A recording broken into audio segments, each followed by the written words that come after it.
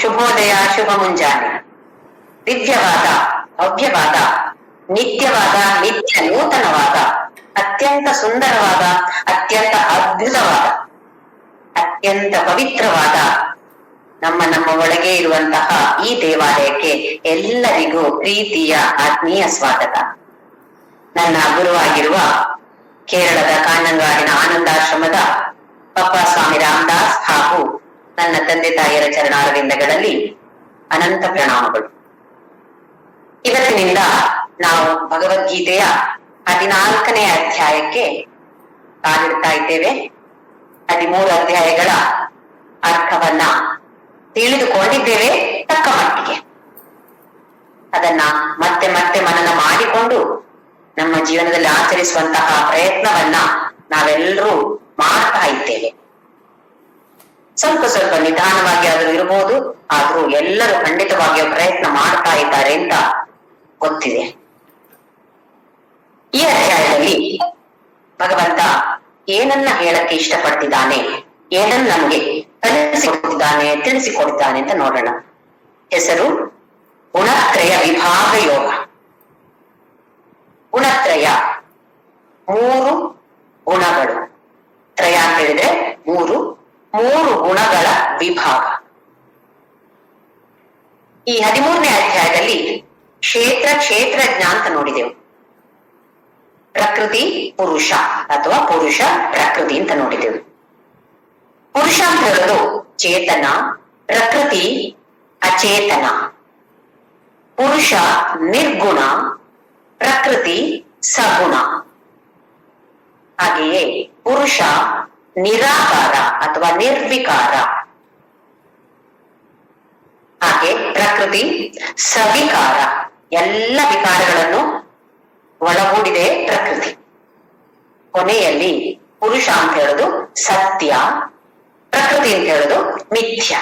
ಮಿಥ್ಯ ಅಂತ ಹೇಳಿದ್ರೆ ಸುಳ್ಳು ಅಂತಲ್ಲ, ಇದನ್ನ ಗಮನದಲ್ಲಿ ಇಟ್ಕೊಳ್ಬೇಕು, ಸುಳ್ಳಲ್ಲ. ಈ ವ್ಯತ್ಯಾಸವನ್ನ ನಾವು ತಿಳಿದುಕೊಂಡಿದ್ದೇವೆ. ಹಾಗೆ ಇದರಲ್ಲಿ ಈಗ ನಿರ್ಗುಣ ಅಂತ ಹೇಳಿದೆವು. ಪುರುಷ ಅಂತ ಹೇಳೋದು ನಿರ್ಗುಣ, ಪ್ರಕೃತಿ ಅಂತ ಹೇಳೋದು ಸಗುಣ. ಅಂದ್ರೆ ಗುಣಗಳಿರುವಂತದ್ದೆಲ್ಲವೂ ಪ್ರಕೃತಿ ಅಥವಾ ಪ್ರಕೃತಿಯಲ್ಲಿರುವಂತದ್ದೆಲ್ಲ ಸಗುಣರು. ಪುರುಷ ಅಂತ ಹೇಳೋದಕ್ಕೆ ನಿರ್ಗುಣ ಅಂತ ಹೇಳಿದ್ರೆ ಈ ಗುಣಗಳನ್ನು ಮೀರಿ ಗುಣಾತೀತ ಅಂತ ಹೇಳ್ತೀವಿ. ಅತೀತವಾದದ್ದು, ಅದೆಲ್ಲವನ್ನು ಮೀರಿ ಬಂದಿರುವಂತಹದ್ದು ಪುರುಷ.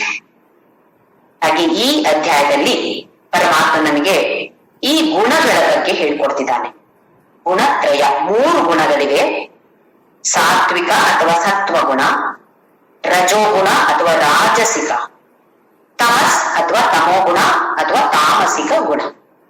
ಈ 3 ಗುಣಗಳ ಬಗ್ಗೆ ಏನೆಲ್ಲ ಹೇಳ್ತಿದ್ದಾನೆ ಅಂತ ಹೇಳಿದ್ರೆ, ಆ ಗುಣಗಳು ಅಂದ್ರೆ ಏನು, ಈ 3 ತರದ ಗುಣಗಳಿವೆ ಅಲ್ಲ, ಇದರ ಬಗ್ಗೆ ಇದು ಏನು ಅಂತ ಹೇಳ್ತಿದ್ದಾನೆ.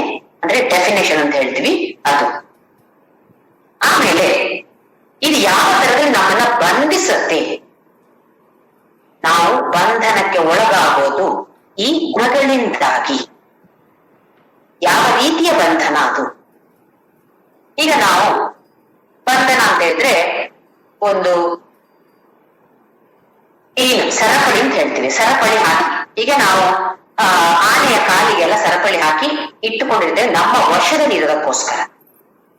ಸರಪಳಿ, ಈ ಸರಪಳಿ ಏನು ನಮ್ಗೆ ಇಲ್ಲಿ? ನಾವು ಮಾಡಿರುವಂತಹ ಕರ್ಮಗಳ ಫಲ. ಏನೆಲ್ಲ ನಾವು ಕರ್ಮಗಳನ್ನು ಮಾಡಿದ್ದೇವೋ, ಕರ್ಮ ಅಂತ ಹೇಳಿದ್ರೆ ಶರೀರ ಮೂಲಕ ಏನ್ ಮಾಡಿದ್ದೇವೋ, ಹಾಗೆಯೇ ನಾಲಿಗೆ ಅಥವಾ ವಾಚಿಕ ಶಬ್ದ, ಹಾಗೆಯೇ ಮಾನಸಿಕ ನಮ್ಮ ಮನಸ್ಸಿನಲ್ಲಿ ಬರುವಂತಹ ಆಲೋಚನೆಗಳು. ಒಳ್ಳೆಯ ಆಲೋಚನೆಗೆ ಒಳ್ಳೆಯ ಫಲ, ಕೆಟ್ಟದ ಆಲೋಚನೆಗೆ ಕೆಟ್ಟ ಫಲ. ಹಾಗೆ ಈ ಫಲವನ್ನೆಲ್ಲ ನಾವು ಸ್ಟೋರ್ ಮಾಡಿ ಇಟ್ಕೊಂಡಿದ್ದೇವೆ. ಇದೆಲ್ಲವೂ ಫಲ. ಹಾಗೆ ಈ ಎಲ್ಲವೂ ನಮ್ಮನ್ನ ಬಂಧಿಸುವುದು ಅಂತ ಹೇಳಿದ್ರೆ, ಈ ಬಂಧನ ಇರೋದ್ರಿಂದಾಗಿ ನಾವು ಮತ್ತೆ ಮತ್ತೆ ಪುನರಪಿ ಜನನಂ ಪುನರಪಿ ಮರಣಂ, ಈ ಚಕ್ರವ್ಯೂಹದಲ್ಲಿ ಸಿಲುಕಿ ಹೊರಗೆ ಬರಬೇಕು ಅಂತ ಹೇಳುವ ಆಸಕ್ತಿಯೂ ಇಲ್ಲ. ಯಾಕೆ ಅಂತ ಹೇಳಿದ್ರೆ ಹೊರಗೆ ಬರಬಹುದು ಅಂತ ಗೊತ್ತಿಲ್ಲ. ಈಗ ನಮ್ಗೆ ಭಗವದ್ಗೀತೆಯ ಮೂಲಕ ಭಗವಂತ ಏನ್ ಹೇಳ್ಕೊಡ್ತಿದ್ದಾನೆ? ಈ ಚಕ್ರದಿಂದ ಹೊರಬರಕ್ಕೆ ಸಾಧ್ಯತೆ ಇದೆ. ಪ್ರಯತ್ನ ಅಂತೂ ಖಂಡಿತವಾಗಿಯೂ ಎಲ್ಲರೂ ಮಾಡ್ಲೇಬೇಕು. ಕಷ್ಟ ಇದೆ, ಆದ್ರೆ ಸಾಧ್ಯ ಇದೆ. ಸಾಧ್ಯ ಇಲ್ಲ ಅಂತಲ್ಲ, ಸಾಧ್ಯ ಇದೆ. ಹೇಗೆ ಹೊರಗಡೆ ಬರ್ಬೋದು? ಯಾವ ತರದ ಬಂಧನ?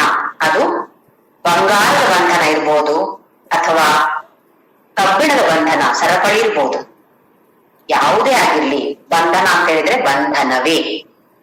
ಯಾವುದೋ ಒಂದು ದೇಶದಲ್ಲಿ, ಅತ್ಯುತ್ತಮ ಶ್ರೀಮಂತ ದೇಶದಲ್ಲಿ ಮೊದಲಿನ ಕಾಲದಲ್ಲಿ ಹೇಗಿತ್ತು ಅಂತ ಹೇಳಿದ್ರೆ, ಈ ಯಾರಿಗಾದ್ರೂ ಈ ರಾಜ ಮನೆತನದವರು ದೊಡ್ಡ ತಪ್ಪು ಮಾಡಿದಾಗ ಅವರಿಗೆ ಮರಣ ದಂಡನೆ, ಅವರಿಗೂ ಮರಣ ದಂಡನೆ ವಿಧಿಸ್ತಾ ಇದ್ರಂತೆ. ಅವರಿಗೆ ಮರಣ ದಂಡನೆ ಇದ್ರೆ ಅವರನ್ನ ಕೊಲ್ಲೋದು ಚಿನ್ನದ ಕತ್ತಿಯಿಂದ ಅಂತೆ. ಮರಣ ದಂಡನೆ ಯಾವ ತರದಲ್ಲಿ ಸಿಗ್ತಾ ಇತ್ತು? ಚಿನ್ನದ ಕತ್ತಿ. ಸಾಯೋನಿಗೆ ಚಿನ್ನದ ಕತ್ತಿ ಆದ್ರೇನು, ಕಬ್ಬಿಣದ ಕತ್ತಿ ಆದ್ರೇನು ಅಲ್ವೇ? ಹಾಗೆ ಇಲ್ಲಿ ಬಂಧನ ಅಂತ ಹೇಳಿದ್ರೆ ಅದು ಚಿನ್ನದ ಸರಪಳಿಯ ಬಂಧನ ಆದ್ರೂ ಒಂದೇ, ಕಬ್ಬಿಣದ ಸರಪಳಿಯ ಬಂಧನ ಆದ್ರೂ ಒಂದೇ. ಯಾವುದು ಚಿನ್ನದ ಸರಪಳಿಯ ಬಂಧನ, ಯಾವುದು ಕಬ್ಬಿಣದ ಸರಪಳಿಯ ಬಂಧನ, ಹೇಗಿರುತ್ತೆ ಈ ಬಂಧನ ಅಂತ ಹೇಳೋದನ್ನ ಭಗವಂತ ಈ ಅಧ್ಯಾಯದಲ್ಲಿ ನಮ್ಗೆ ತಿಳಿಸಿಕೊಡ್ತಾನೆ. ಹಾಗೆ ಇದರ ಲಕ್ಷಣಗಳು ಏನು, ಈ ಗುಣಗಳ ಲಕ್ಷಣಗಳು ಏನು, ಅಥವಾ ನಮ್ಮಲ್ಲಿ ಯಾವ ಗುಣ ಜಾಸ್ತಿ ಆಗಿದೆ? ಎಲ್ಲರಲ್ಲಿಯೂ ಇದೆ. ಪ್ರತಿಯೊಂದು ಜಡ ವಸ್ತುವಲ್ಲಿ, ಪ್ರಕೃತಿಯಲ್ಲಿ ಇದೆ ಅಂತ ಹೇಳಿದ್ರೆ, ಪ್ರಕೃತಿ ಅಂತ ಹೇಳಿದ್ರೆ ಎಲ್ಲವೂ ಬಂತು ತಾನೆ. ಈ ಪ್ರಪಂಚದಲ್ಲಿ ಅಸ್ತಿತ್ವದಲ್ಲಿ ಇರುವಂತಹ ಎಲ್ಲವೂ ಬಂತು ಪ್ರಕೃತಿಯಲ್ಲಿ. ಪ್ರಕೃತಿಯಲ್ಲಿರುವಂತಹ ಜೀವ ಅಥವಾ ಜೀವ ಇಲ್ಲದೆ ಇರುವಂತಹ, ಜೀವ ಇರುವಂತಹ, ಜೀವ ಇಲ್ಲದೆ ಇರುವಂತಹ ಎಲ್ಲದಕ್ಕೂ ಕೂಡ ಈ ಗುಣ, 3 ಗುಣಗಳಿವೆ ಅಂತೆ.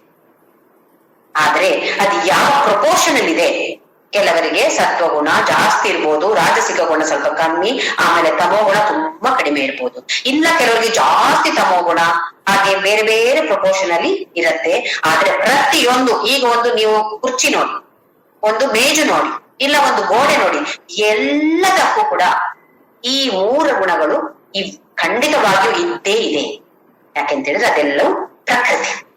ಹಾಗೆ ಭಗವಂತ ಇಲ್ಲಿ ಅದರ ಲಕ್ಷಣಗಳು ಏನು ಇದನ್ನ ನಮ್ಗೆ ತಿಳಿಸ್ಕೊಡ್ತಾನೆ. ಅದರ ಡೆಫಿನೇಷನ್, ಅದರ ಲಕ್ಷಣಗಳು ಏನು, ಅದು ಹೇಗೆ ನಮ್ಮನ್ನ ಬಂಧನಕ್ಕೆ ಒಳ ಮಾಡುತ್ತೆ, ಇದರ ಬಗ್ಗೆ ಹೇಳಿಕೊಡ್ತಾನೆ. ಹಾಗೆಯೇ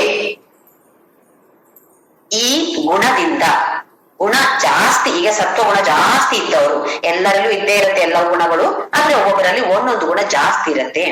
ಅಂತವರು ಈ ದೇಹವನ್ನು ಬಿಟ್ಟು ಹೋದಾಗ ಎಲ್ಲಿಗೆ ಪ್ರಯಾಣ ಮಾಡ್ತಾರೆ, ಯಾವ ತರದ ಪ್ರಯಾಣ ಅವರದ್ದಿರತ್ತೆ? ಇದಕ್ಕೆ ಹೇಳೋದು ಗತಿ ಅಂತ ಇದೆ. ಗತಿ ಅಂತ ಹೇಳಿದ್ರೆ ಸತ್ತ ನಂತರ ಮಾಡುವಂತಹ ಪ್ರಯಾಣ. ಅದು ಅಲ್ಲದೆ ಅದರ ಫಲ ಏನು? ಅದರ ಫಲ ಅಂತ ಹೇಳಿದ್ರೆ ಆ ಗುಣಗಳಿದ್ದಂತ ವ್ಯಕ್ತಿಗೆ ಈ ಜನ್ಮದಲ್ಲಿ ಯಾವ ತರದ ಫಲ ಸಿಗತ್ತೆ, ಇದನ್ನ ಭಗವಂತ ನಮ್ಗೆ ತಿಳಿಸ್ಕೊಡ್ತಿದ್ದಾನೆ. 5 ವಿಷಯಗಳಿವೆ.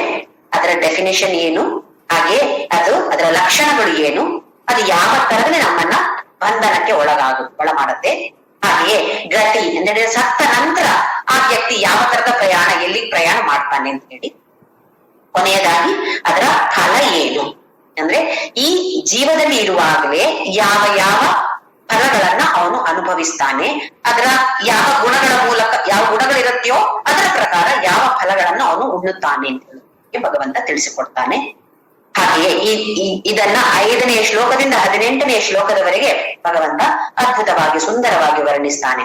ಆಮೇಲೆ ಈ ತರದ ಗುಣಾತೀತ ಆದವನು, ಅವನ ಲಕ್ಷಣಗಳು ಏನು, ಇದರ ಬಗ್ಗೆ ಕೊನೆಯದಾಗಿ ಭಗವಂತ ನಮ್ಗೆ ತಿಳಿಸಿಕೊಡ್ತಾನೆ. ಈಗ ಶುರುವಿನ ಶ್ಲೋಕಗಳನ್ನ ನೋಡೋಣ. ಓಂ ಶ್ರೀ ಕೃಷ್ಣ ಪರಬ್ರಹ್ಮಣೇ ನಮಃ. ಅಥ ಶ್ರೀಮದ್ ಭಗವದ್ಗೀತಾ ಚತುರ್ದಶೋಧ್ಯಾಯಃ ಗುಣತ್ರಯ ವಿಭಾಗ ಯೋಗಃ. ಶ್ರೀ ಭಗವಾನ್ ಉವಾಚ ಪರಂ ಭೂಯ ಪ್ರವಕ್ಷ್ಯಾಮಿ ಜ್ಞಾನಾನಾಂ ಜ್ಞಾನಮುತ್ತಮಂ ಯಜ್ಞಾತ್ವಾ ಮುನಯಃ ಸರ್ವೇ ಪರಾಂ ಸಿದ್ಧಿಮಿತೋ ಗತಾಃ. ಭೂಯ ಅಂತ ಹೇಳಿದ್ರೆ ಪುನಃ, ಪುನಃ ಪ್ರವಕ್ಷ್ಯಾಮಿ, ವಕ್ಷ್ಯಾಮಿ ಅಂತ ಹೇಳಿದ್ರೆ ತಿಳಿಸಿಕೊಡ್ತೇನೆ, ಪ್ರವಕ್ಷ್ಯಾಮಿ ಅತ್ಯಂತ ಶ್ರೇಷ್ಠವಾದ ರೀತಿಯಲ್ಲಿ ಅದನ್ನ ನಾನು ನಿಮ್ಗೆ ತಿಳಿಸಿಕೊಡ್ತೇನೆ. ಪರಂ, ಪರಂ ಅಂತ ಹೇಳಿದ್ರೆ ಶ್ರೇಷ್ಠವಾದದ್ದು. ಒಂದ್ಸಲ ಪರಂ ಅಂತ ಹೇಳಿದಾಗ ಕೊನೆಯಲ್ಲಿ ಜ್ಞಾನ ಉತ್ತಮಂ, ಎಲ್ಲ ಜ್ಞಾನಗಳಲ್ಲಿ ಉತ್ತಮವಾದ ಜ್ಞಾನದ ಬಗ್ಗೆ. ಹಾಗೆ ಮತ್ತೊಂದ್ಸಲ ಪರಂ ಅಂತ ಹೇಳಿದ, ಒಂದ್ಸಲ ಉತ್ತಮ ಅಂತ ಹೇಳುವ ಶಬ್ದವನ್ನ ಉಪಯೋಗಿಸಿದಾನೆ, ಇನ್ನೊಂದ್ಸಲ ಪರಂ ಅಂತ ಹೇಳ್ತಾನೆ. ಈ ಉತ್ತಮ ಅಂತ ಹೇಳೋದಕ್ಕೆ ಎಲ್ಲ ಜ್ಞಾನಗಳಲ್ಲಿ ಅತ್ಯಂತ ಶ್ರೇಷ್ಠವಾದದ್ದು ಈ ಜ್ಞಾನ. ಇದು ಯಾಕೆ ಅಂತ ನಮ್ಗೆ ಗೊತ್ತಿದೆ. ಬೇರೆ ಎಲ್ಲ ಜ್ಞಾನಗಳು ನಮ್ಗೆ ಅಗತ್ಯ ಇಲ್ಲ ಅಂತ ಹೇಳೋದಿಲ್ಲ. ನಮ್ಮ ಲೋಕದಲ್ಲಿ ವ್ಯವಹಾರಕ್ಕೋಸ್ಕರ ಬೇರೆ ಜ್ಞಾನಗಳು ಅಗತ್ಯವಾಗಿದೆ. ಆದ್ರೆ ಈ ಜ್ಞಾನದಿಂದ ನಮ್ಗೆ ಮೋಕ್ಷ ಸಿಗತ್ತಾ? ಮೋಕ್ಷ ಸಿಗದೇ ಇಲ್ಲ. ಅದರಿಂದಾಗಿ ಭಗವಂತ ಹೇಳೋದು ಎಲ್ಲ ಜ್ಞಾನಗಳಲ್ಲಿ ಉತ್ತಮವಾದ ಜ್ಞಾನವನ್ನ ನಾನು ನಿಮ್ಗೆ ತಿಳಿಸಿಕೊಡ್ತೇನೆ. ಮತ್ತೆ ಪರಂ ಅಂತ ಕೂಡ ಹೇಳ್ದ. ಎರಡು ಸಲ, ಒಂದ್ಸಲ ಉತ್ತಮ, ಇನ್ನೊಂದ್ಸಲ ಪರಂ. ಎರಡು ಕೂಡ ಅರ್ಥ ಏನು? ಶ್ರೇಷ್ಠ, ಅತ್ಯಂತ ಶ್ರೇಷ್ಠವಾದದ್ದು ಅಂತ ಹೇಳಿ ಹೇಳ್ತಾ ಇರೋದು. ಯಾಕೆ ಅಂತ ಹೇಳಿದ್ರೆ, ಒಂದು ಜ್ಞಾನ, ಅತ್ಯಂತ ಶ್ರೇಷ್ಠವಾದ ಜ್ಞಾನ, ಇನ್ನೊಂದು ಶ್ರೇಷ್ಠವಾದ ಫಲ ಸಿಗತ್ತೆ. ಈ ಜ್ಞಾನವನ್ನ ಹೊಂದಿದವನಿಗೆ ಅತ್ಯಂತ ಶ್ರೇಷ್ಠವಾದ ಫಲವನ್ನು ಅವನು ಪಡಿತಾನೆ. ಅದಕ್ಕೋಸ್ಕರ ಒಂದು ಪರಂ ಅಂತ ಹೇಳ್ದ, ಇನ್ನೊಂದ್ಸಲ ಉತ್ತಮ. ಅರ್ಥ ಎರಡು ಒಂದೇ. ಒಂದು ಜ್ಞಾನಕ್ಕೋಸ್ಕರ, ಇನ್ನೊಂದು ಜ್ಞಾನ ಫಲಕ್ಕಾಗಿ ಪರಂ ಅಂತ ಹೇಳುವ ಶಬ್ದವನ್ನ ಭಗವಂತ ಇಲ್ಲಿ ಉಪಯೋಗಿಸಿದ್ದ. ಪರಂ ಭೂಯ ಪ್ರವಕ್ಷ್ಯಾಮಿ ಜ್ಞಾನಂ ಉತ್ತಮಂ, ಎಲ್ಲ ಜ್ಞಾನಗಳಲ್ಲಿ ಅತ್ಯಂತ ಉತ್ತಮವಾದ ಜ್ಞಾನವನ್ನು ಹಾಗೂ ಅದರದ ಫಲದ ಬಗ್ಗೆ ನಾನು ನಿನಗೆ ಪ್ರವಕ್ಷ್ಯಾಮಿ, ಅತ್ಯಂತ ಉತ್ತಮ ರೀತಿಯಿಂದ ನಿನಗೆ ತಿಳಿಸಿಕೊಡ್ತೇನೆ ಅರ್ಜುನ. ಯಜ್ಞಾತ್ವ ಮುನಯ ಸರ್ವೇ, ಇದನ್ನ ತಿಳಿದುಕೊಂಡು ಯಜ್ಞಾತ್ವ, ಈ ಜ್ಞಾನವನ್ನ ಪಡೆದುಕೊಂಡಂತಹ ಮುನಿಗಳು ಸರ್ವೇ ಪರಾಂ ಸಿದ್ಧಿಂ ಇತೋ ಗತಾಃ, ಯಾವ ತರದ ಸಿದ್ಧಿಯನ್ನು ಹೊಂದಿದ್ದಾರೆ? ಪರಮ ಸಿದ್ಧಿ, ಅತ್ಯಂತ ಪರಮ ಸಿದ್ಧಿಯನ್ನ ಯಾರು ಹೊಂದಿದ್ದಾರೆ? ಈ ಮುನಿಗಳು ಈ ಜ್ಞಾನವನ್ನ ಪಡೆದು ಪರಮ ಸಿದ್ಧಿಯನ್ನ ಇತ ಅಂತ ಹೇಳಿದ್ರೆ ಇಲ್ಲಿಂದ ಮತ್ತೆ ಪಡಿತಾರೆ. ಆ ಜ್ಞಾನವನ್ನ ಹೊಂದಿದ ತಕ್ಷಣ ಅಲ್ಲಿಂದ ಮತ್ತೆ ಪರಮ ಸಿದ್ಧಿಯನ್ನು ಪಡಿತಾರೆ ಮುನಿಗಳು. ಮುನಿಗಳು ಅಂದ್ರೆ ಯಾರು ಅಂತ ಒಂದ್ಸಲ ನೋಡೋಣ.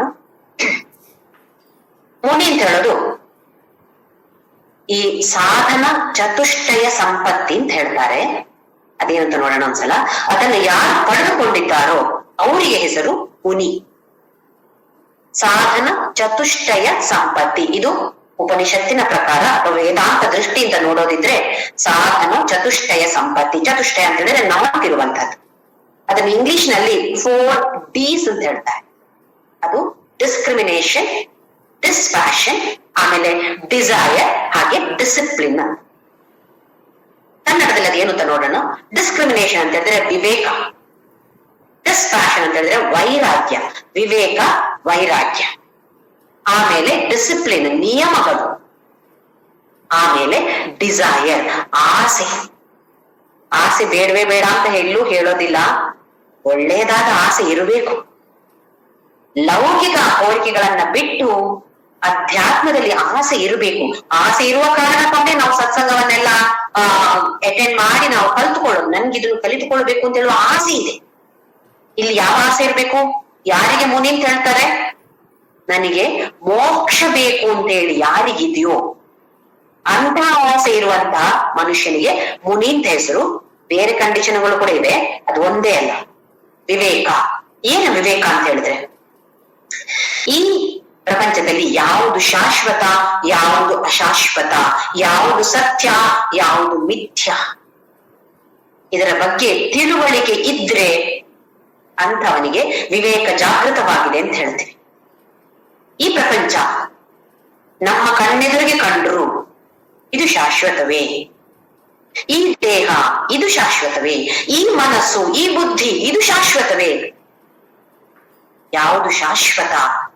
ಇದರ ಬಗ್ಗೆ ತಿಳುವಳಿಕೆಯನ್ನ ಪಡೆದುಕೊಳ್ಬೇಕು. ಇದ್ರೆ ತಿಳುವಳಿಕೆಯನ್ನು ಪಡೆದುಕೊಳ್ಬೇಕು ಅಂತ ಆಸೆ ಇದ್ರು ಕೂಡ ಸ್ವಲ್ಪ ವಿವೇಕ ಬಂದ ಹಾಗೆ. ವಿವೇಕ ಅಂತ ಹೇಳಿದ್ರೆ ಯಾರಿಗೆ ಈ ತಾರತಮ್ಯ ಗೊತ್ತಿದ್ಯೋ, ಏನು ಭೇದ ಭಾವ ಏನಿದೆ ಇದರಲ್ಲಿ, ಪುರುಷ ಪ್ರಕೃತಿ ಏನು, ಯಾವುದು ಶಾಶ್ವತ ಯಾವುದು ಅಶಾಶ್ವತ ಅಂತ ಯಾರಿಗೆ ತಿಳಿದಿದ್ಯೋ ಅಂಥವನಿಗೆ ಮುನಿ ಅಂತ ಹೆಸರು. ಹಾಗೆಯೇ ವೈರಾಗ್ಯ ಅಂತ ಹೇಳಿದ್ರೆ ವಿವೇಕದಿಂದ ಬರುವಂತಹ ವೈರಾಗ್ಯ. ಈಗ ನಾವು ಕೆಲವೊಂದ್ಸಲ ನಾನು ಸ್ವೀಟ್ ತಿನ್ನೋದೇ ಇಲ್ಲ, 10 ದಿನ ಸ್ವೀಟ್ ತಿನ್ನೋದೇ ಇಲ್ಲ ಅಂತ ಹೇಳ್ತೀವಿ, ಒಂದು ವ್ರತ ಮಾಡ್ತೀವಿ. ಅದು ಮಾಡಿದಾಗ ಏನಾಗತ್ತೆ, ತಿನ್ನೋದಿಲ್ಲ, ಆದ್ರೆ ಮನಸ್ಸು ಹಬ್ಬ ತಿಂದ್ರೆ ಎಷ್ಟು ಚೆನ್ನಾಗಿರುತ್ತೆ ನೋಡು, ಅವರೆಲ್ಲ ತಿಂತಿದ್ದಾರೆ ನನ್ಗೂ ತಿನ್ಬೇಕು ಅಂತ ಆಸೆ ಆಗತ್ತೆ, ಬಟ್ ವ್ರತ ಇದೆಲ್ಲ ತಿನ್ನೋದಿಲ್ಲ ಅಂತ ಹೇಳಿದ್ರೆ ಮನಸ್ಸು ಅಲ್ಲಿಯೇ ಹೋಗ್ತಾ ಇದೆ. ಆದ್ರೆ ನಮ್ಮ ಇಂದ್ರಿಯಗಳು ನಮ್ಮ ಕಂಟ್ರೋಲ್ ಅಲ್ಲಿದೆ, ತಿಂತಾ ಇಲ್ಲ, ಆದ್ರೆ ಮನಸ್ಸು ಅಲ್ಲಿಯೇ ಇದೆ. ಹಾಗಾದಾಗ ಇದು ವಿವೇಕದಿಂದ ಬಂದಂತಹ ವೈರಾಗ್ಯ ಅಲ್ಲ, ಇನ್ನೂ ಪ್ರಯತ್ನದಲ್ಲೇ ಇದ್ದೀವಿ. ಯಾವಾಗ ನಮಗೆ ಇದು ಅಗತ್ಯ ಇಲ್ಲ, ಸ್ವೀಟ್ ಯಾಕೆ ತಿನ್ಬೇಕು ನಾನು, ಅದರಿಂದಾಗಿ ನಾನು ಜೀವಿಸ್ತಾ ಇರೋದು, ನನ್ನ ದೇಹ ಬದುಕೋದಿಲ್ವಾ, ಆ ಸ್ವೀಟ್ ತಿನ್ನದೇ ಇದ್ರೆ ಬದುಕೋದಿಲ್ವಾ ನಾನು ಅಂತ ಹೇಳುವ ವಿವೇಚನೆ, ಆ ವಿವೇಕ ಇದ್ರೆ ಬರುವಂತಹ ಒಂದು ವೈರಾಗ್ಯ, ಇದು ಬೇಡ ನನಗೆ ಅಂತ ಹೇಳುವ ವೈರಾಗ್ಯ. ಆಮೇಲೆ ಮೂರನೇದಾಗಿ ನಿಯಮಗಳನ್ನ ಪಾಲಿಸೋದು. ಯಾವ ತರದ ನಿಯಮಗಳು ಅಂತ ಹೇಳಿದ್ರೆ ಶಮ, ದಮ, ಉಪರತಿ, ತಿತಿಕ್ಷ, ಶ್ರದ್ಧಾ, ಸಮಾಧಾನ. ಇದರಲ್ಲಿ ಶಮ ಅಂತ ಹೇಳಿದ್ರೆ ಮನಸ್ಸನ್ನ ನಮ್ಮ ವಶದಲ್ಲಿ ಇಟ್ಟುಕೊಳ್ಳುವಂಥದ್ದು. ದಮ ಅಂತ ಹೇಳಿದ್ರೆ ಇಂದ್ರಿಯಗಳನ್ನ ವಶದಲ್ಲಿ ಇಟ್ಟುಕೊಳ್ಳುವಂಥದ್ದು. ಉಪರತಿ ಅಂತ ಹೇಳಿದ್ರೆ ಈ ಲೋಕದಿಂದ ನಮ್ಮನ್ನು ನಾವೇ ಒಳಗಡೆ ಎಳೆದುಕೊಳ್ಳುವಂಥದ್ದು, ಅಂದ್ರೆ ಅಧ್ಯಾತ್ಮದಲ್ಲಿ ಆಸಕ್ತಿಯನ್ನ ಹೊಂದುವಂಥದ್ದು. ಲೌಕಿಕ ವ್ಯವಹಾರದಲ್ಲಿ ಆಸಕ್ತಿಯನ್ನ ಕಡಿಮೆ ಮಾಡಿ ಅಧ್ಯಾತ್ಮದಲ್ಲಿ ನಮ್ಮ ಆಸಕ್ತಿಯನ್ನು ಹೆಚ್ಚಿಸಿಕೊಳ್ಳುವಂಥದ್ದು ಉಪರತಿ.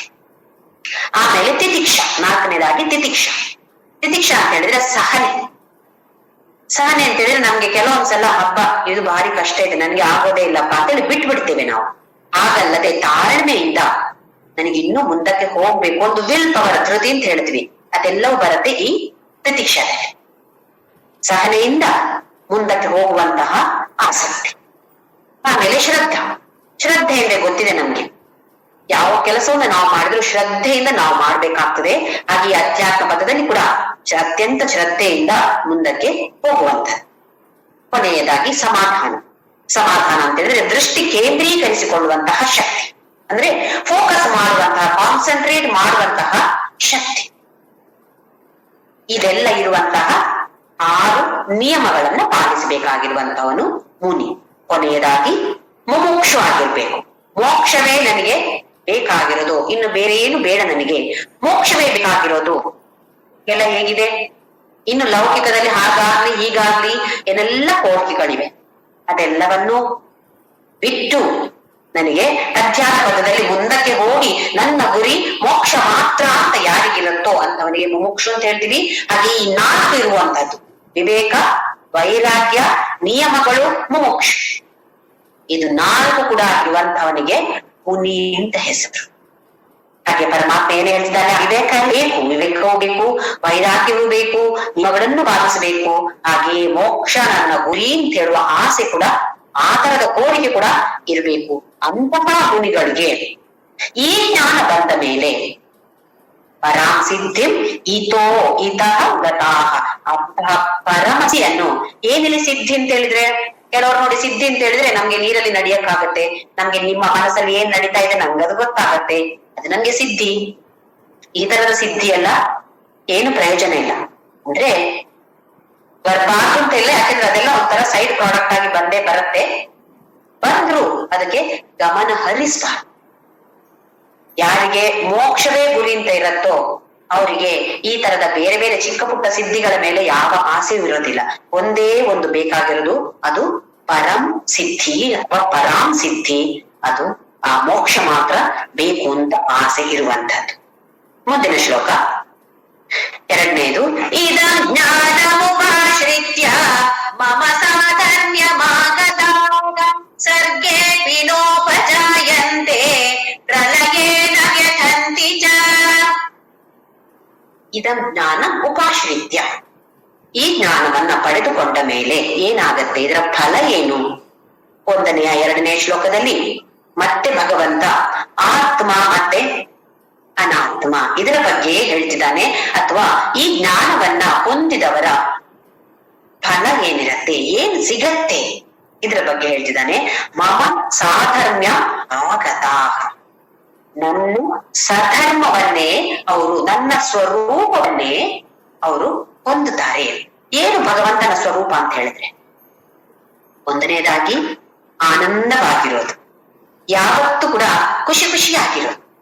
ಕೆಲವರನ್ನ ಗಮನಿಸಿದ್ರೆ ಯಾವತ್ತು ನೋಡಿದ್ರು ಏನೋ ಒಂದು ತೊಂದರೆ, ಅಥವಾ ತೊಂದರೆ ಇಲ್ಲ ಅಂತ ಹೇಳಿದ್ರೆ ಏನೋ ಒಂದು ಚಿಕ್ಕ ಪುಟ್ಟ ತಪ್ಪುಗಳನ್ನ ಕಂಡುಹುಡುಕಿ ಇನ್ನೊಬ್ಬರ ಬಗ್ಗೆ ದೂಷಣೆ ಮಾಡುವಂತಹದ್ದು.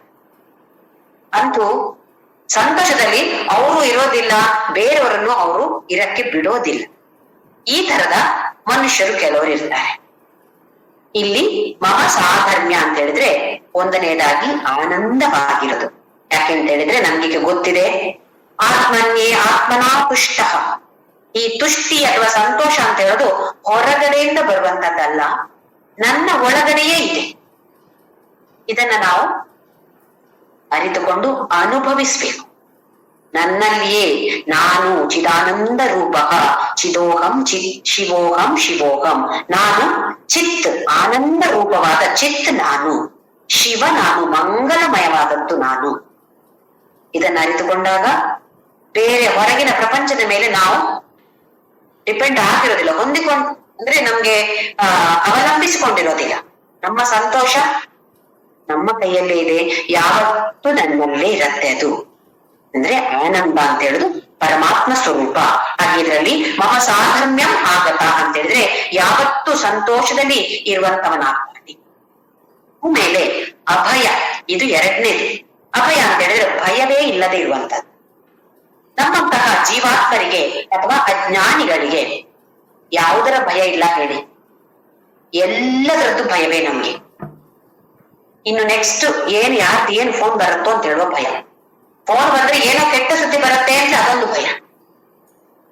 ನಾಳೆ ನನ್ಗೆ ಏನಾಗತ್ತೋ, ನನ್ಗೆ ಅಲ್ಲಿಗೆ ಟ್ರೈನ್ ಟಿಕೆಟ್ ಬುಕ್ ಆಗಿದೆ, ಹೋಗ್ಲಿಕ್ಕೆ ಆಗತ್ತೋ ಇಲ್ವೋ ಗೊತ್ತಿಲ್ಲ, ಟ್ರೈನ್ ಕ್ಯಾನ್ಸಲ್ ಆದ್ರೆ, ಚಿಕ್ಕ ಪುಟ್ಟ ವಿಷಯಗಳಲ್ಲಿ ನಮ್ಗೆ ಭಯ. ಹಾಗೆ ನಾವ್ ಯಾಕೆ ಮನೆ ದೊಡ್ಡದೆಲ್ಲ ಕಟ್ಟಿಕೊಂಡು ಇರ್ತೇವೆ? ಹೊರಗಡೆ ರೋಡಲ್ಲಿ ಬದುಕಬಾರ್ದ ನಮ್ಗೆ? ಭಯ ಅಲ್ವಾ? ಕಳ್ಳರ ಭಯ. ನನ್ನ ದೇಹಕ್ಕೆ ಏನಾಗತ್ತೋ, ಹಾಗೆಯೇ ನನ್ನ ದೇಹದ ಜೊತೆ ಕನೆಕ್ಟ್ ಆದ ನನ್ನ ಕುಟುಂಬದವರು ಅವರಿಗೇನಾಗತ್ತೋ ಅಂತ ಹೇಳೋ ಭಯ. ಹಾಗೆ ಮನೆ ಕಟ್ಟಿ ಒಳಗಡೆ ಇದ್ದು ವಾಸ ಮಾಡುವಾಗ ಮತ್ತೆ ಕಳ್ಳರು ಬಂದ್ರೆ ಅಂತ ಭಯ. ಅದಕ್ಕೇನ್ ಇಟ್ಕೊಳ್ಳೋದು? ಯಾರನ್ನ ಇಟ್ಕೊಳ್ಳೋದು? ಭದ್ರತೆಗೋಸ್ಕರ ಒಬ್ಬ ಸೆಕ್ಯೂರಿಟಿ. ಆ ಸೆಕ್ಯೂರಿಟಿಗೆ ಅವನಿಗೆ ಭಯ ಇಲ್ವಾ? ಅವನಿಗೂ ಭಯ ಇದೆ ತಾನೆ. ನಮ್ಮ ಹಣಕ್ಕೋಸ್ಕರ, ನಮ್ಮ ದೇಹದ ರಕ್ಷಣೆಗೋಸ್ಕರ ಒಂದು ಸೆಕ್ಯೂರಿಟಿ, ಆ ಸೆಕ್ಯೂರಿಟಿಗೋಸ್ಕರ ಇನ್ನೊಂದಲ್ಲಿ ಕ್ಯಾಮರಾ. ಅವನೇನ್ ಮಾಡ್ತಾನೆ? ಅವನೆಲ್ಲಾದ್ರೂ ಬಂದು ನಮ್ಮನ್ನ ಕೊಂದ್ರೆ ಇದು ಒಂದು ಭಯ. ಆ ಸೆಕ್ಯೂರಿಟಿಗೆ ಏನ್ ಯಾರ್ಯಾರ ಜೊತೆ ಹ್ಯಾಂಡ್ ಇದೆಯೋ ಏನೋ, ಎಷ್ಟು ಕೆಟ್ಟವನೋ ಗೊತ್ತಿಲ್ಲ ಅವನು, ಇದು ಭಯ. ಭದ್ರತೆಗೋಸ್ಕರ ಆ ಸೆಕ್ಯೂರಿಟಿನ ಇಟ್ಟು ಅವನ ಮೇಲಾದ್ರೂ ನಮ್ಗೆ ಏನಾದ್ರೂ ನಂಬಿಕೆ ಇದೆಯಾ? ಅದು ಇಲ್ಲ. ಬ್ಯಾಂಕಲ್ಲಿ ಬಿಟ್ರೆ ಅದರ ಮೇಲೆ ನಂಬಿಕೆ ಇದೆಯಾ ನಮ್ಗೆ? ಎಲ್ಲಿ ಏನಾಗಿ ಹೋಗತ್ತೋ, ಆ ಬ್ಯಾಂಕ್ ಯಾವಾಗ ಮುಳುಗಿ ಹೋಗುತ್ತೋ ಅಂತ ಭಯ. ಯಾವುದರ ಭಯ ನಮ್ಗಿಲ್ಲ, ಎಲ್ಲದರ ಬಗ್ಗೆಯೂ ಭಯ. ಭಯದಿಂದಾಗಿ ಮತ್ತೆ ಚಿಂತೆ. ಇದು ನಮ್ಗೆ ಮುಗಿಯೋದೇ ಇಲ್ಲ. ಯಾವತ್ತು ನೋಡಿದ್ರು ಈ ತರ ಭಯ ಇರುತ್ತೆ. ಹಾಗೆ ಪರಮಾತ್ಮ ಏನ್ ಹೇಳ್ತಾನೆ? ಮಮ ಸಾಧರ್ಮ್ಯ, ಆ ಸ್ವರೂಪ, ನನ್ನ ಸ್ವರೂಪದಲ್ಲಿ 1ನೇದು ಆನಂದ, 2ನೇದು ಅಭಯ, ಭಯವೇ ಇಲ್ಲದಿರುವಂತಹದ್ದು. ಹಾಗೆ ಪ್ರತಿಯೊಬ್ಬ ಜ್ಞಾನಿಗೂ ಭಯವೇ ಇರೋದಿಲ್ಲ. ನನ್ನ ದೇಹಕ್ಕೆ ಏನಾದ್ರೂ ಬಂದ್ರು, ನಾನಲ್ವಲ್ಲ ಈ ದೇಹಕ್ಕೆ ತಾನೇ ಬಂದಿರೋದು. ಕಳ್ಳರು ಬಂದು ಏನೋ ಮಾಡ್ತಾರೆ, ಕೊಲ್ಲುತ್ತಾರೆ, ಕೈ ಕಟ್ ಮಾಡ್ತಾರೆ, ಕಾಲು ಕಟ್ ಮಾಡ್ಲಿ, ನನಗೇನಾಗೋದಿಲ್ವಲ್ಲ, ನನ್ನ ದೇಹಕ್ಕೆ ತಾನೇ ಆಗೋದು. ಈ ಲೆವೆಲಿನ ಅಭಯ, ಭಯವೇ ಇಲ್ಲದಿರುವಂತದ್ದು ಮಮ ಸಾಧರ್ಮ್ಯ. ಆಮೇಲೆ ಇನ್ನೊಂದು ಪೂರ್ಣತ್ವ. ಪೂರ್ಣ ಮದ ಈಶಾವಾಸ್ಯ ಉಪನಿಷತ್ತಲ್ಲಿ ಬರುವಂತಹದ್ದು ಪೂರ್ಣಮದ ಪೂರ್ಣಮಿದಂ ಪೂರ್ಣಮುದಚ್ಯತೆ ಪೂರ್ಣಸ್ಯ ಪೂರ್ಣಮಾದಾಯ ಪೂರ್ಣಮೇವಾವಶಿಷ್ಯತೆ. ಎಲ್ಲ ಪೂರ್ಣ, ಎಲ್ಲಿ ನೋಡಿದ್ರು ಪೂರ್ಣವೇ ಇರುವಂತದ್ದು. ನಮಗೆ ಯಾಕೆ ಆಸೆಗಳು ಬರುತ್ತೆ? ಯಾಕೆಂತ ಹೇಳಿದ್ರೆ ನಮ್ಮಲ್ಲಿ ಯಾವುದು ಇಲ್ಲವೋ ಅದು ಬೇಕು ಅಂತಾಗೋದು. ಅಂದ್ರೆ ತೃಪ್ತಿ ಇಲ್ಲದೆ ಇರುವಾಗ ಕೋರಿಕೆಗಳು ಹುಟ್ಟಿಕೊಳ್ಳುತ್ತೆ. ನನಗೆ ಇನ್ನೊಂದು ಸೀರೆ ಬೇಕು, ಆ ತರದ ಸೀರೆ ಬೇಕು ಅಂತ ಅನ್ಸಿದೆ. ಯಾಕೆ ನನ್ನ ಹತ್ರ ಇರೋದು ಚೆನ್ನಾಗಿಲ್ವೇ? ಇಲ್ಲ, ನನ್ಗೆ ಅದು ಬೇಕು ಅಂದ್ರೆ ನನ್ಗೇನೋ ನನ್ನ ಹತ್ರ ಏನೋ ಕಡಿಮೆ ಇದೆ, ಐ ಆಮ್ ಮಿಸ್ಸಿಂಗ್ ಸಮಥಿಂಗ್ ಅಂತ ಹೇಳಿರತ್ತೆ ಅಲ್ವಾ. ಅದಕ್ಕೋಸ್ಕರ ಕೋರಿಕೆ. ಮನುಷ್ಯರ ಬಗ್ಗೆ ಮಕ್ಕಳು ಬೇಕು, ಗಂಡ ಬೇಕು, ಮದುವೆ ಆಗ್ಬೇಕು, ಹೆಂಡತಿ ಬೇಕು, ಗಂಡ ಬೇಕು, ಈ ತರದ ಕೋರಿಕೆಗಳೆಲ್ಲ ಯಾಕೆ ಬರುತ್ತೆ? ನನ್ನಷ್ಟಕ್ಕೆ ನಾನು ಪೂರ್ಣವಾಗಿಲ್ಲ, ನನ್ಗೆ ಬೇರೆ ಏನೋ ಬೇಕಾಗಿದೆ, ಅದಕ್ಕೋಸ್ಕರ ನನಗೆ ಈ ತರದ ಕೋರಿಕೆಗಳಿವೆ. ಅಂದ್ರೆ ನನ್ನಲ್ಲಿ ಏನಿದೆಯೋ ಅದ್ರ ಬಗ್ಗೆ ನನಗೆ ತೃಪ್ತಿ ಇಲ್ಲ, ಇನ್ನು ಏನೋ ಬೇಕಾಗಿದೆ. ಇದು ಅಪೂರ್ಣತ್ವ. ಯಾವಾಗ ನಮಗೆ ಆ ತರದ ಜ್ಞಾನ ಬರುತ್ತೋ ಆಗ ಮಮ ಸಾಧರ್ಮ್ಯ ಅಂತ ಹೇಳಿದ್ರೆ ಅದರಲ್ಲಿ ಒಂದು ಇದು ಕೂಡ ಪೂರ್ಣತ್ವ, ಒಂದು ಆನಂದ, ಒಂದು ಅಭಯ, ಹಾಗೆಯೇ ಪೂರ್ಣತ್ವ. ಇನ್ನೊಂದು ಸ್ವಾಮಿತ್ವ. ನಾವು ಭಗವಂತನನ್ನ ಸ್ವಾಮಿ ಅಂತ ಹೇಳ್ತೀವಿ ಅಲ್ವೇ? ಏನು ಸ್ವಾಮಿ ಅಂತ ಹೇಳಿದ್ರೆ ಎಲ್ಲವನ್ನು ಅಥವಾ ಎಲ್ಲದಕ್ಕೂ ಯಜಮಾನನಾಗಿರುವವನು ಸ್ವಾಮಿ. ನಾವೆಲ್ಲ ಏನು? ನಾವೆಲ್ಲ ದಾಸ, ಗುಲಾಮ. ಯಾವುದರ ಗುಲಾಮರು ನಾವು ಲೋಕದ ಗುಲಾಮರು, ಮನುಷ್ಯರ ಗುಲಾಮರು, ವಸ್ತುವಿನ ಗುಲಾಮರು, ಪರಿಸ್ಥಿತಿಯ ಗುಲಾಮರು ನಾವು. ಈ ಮನುಷ್ಯ ಇಲ್ಲದೆ ಇದ್ರೆ ನನ್ಗೆ ಸಾಧ್ಯವೇ ಇಲ್ಲ ಬದುಕಲಿಕ್ಕೆ, ಈಗ ಅನ್ಕೊಳ್ಳೋದು ನಾವು. ಯಾರ ಗುಲಾಮ ಆಯ್ತು ನಾವು? ಆ ಮನುಷ್ಯನ ಗುಲಾಮ. ಈ ವ್ಯಕ್ತಿ ಅಯ್ಯೋ ಟಿವಿ ಮನೆಯಲ್ಲಿದ್ರೆ ಇಲ್ಲಪ್ಪ, ಹೇಗೆ ಕಾಲ ಕಳೆಯೋದು ಹೇಗೆ ಟಿವಿ ಇಲ್ಲದಿದ್ರೆ ಮನೆಯಲ್ಲಿ? ಏನಾಯ್ತು? ಟಿವಿಯ ಗುಲಾಮರಾದೆವು. ಪರಿಸ್ಥಿತಿ ಹೀಗೆ ಇರ್ಬೇಕು ನಮ್ಮ ಮನೆಯಲ್ಲಿ, ಪರಿಸ್ಥಿತಿ ಚೇಂಜ್ ಆಗ್ಲೇಬಾರ್ದು. ಏನಾದ್ರೂ ಬೇರೆ ಬದಲಾವಣೆ ಆಯ್ತೋ ಸಾಧ್ಯವಿಲ್ಲ, ತಡ್ಕೊಳಕ್ಕೆ ಸಾಧ್ಯ ಇಲ್ಲ. ಏನಾಯ್ತು? ಪರಿಸ್ಥಿತಿಯ ಗುಲಾಮರಾದೆವು ನಾವು.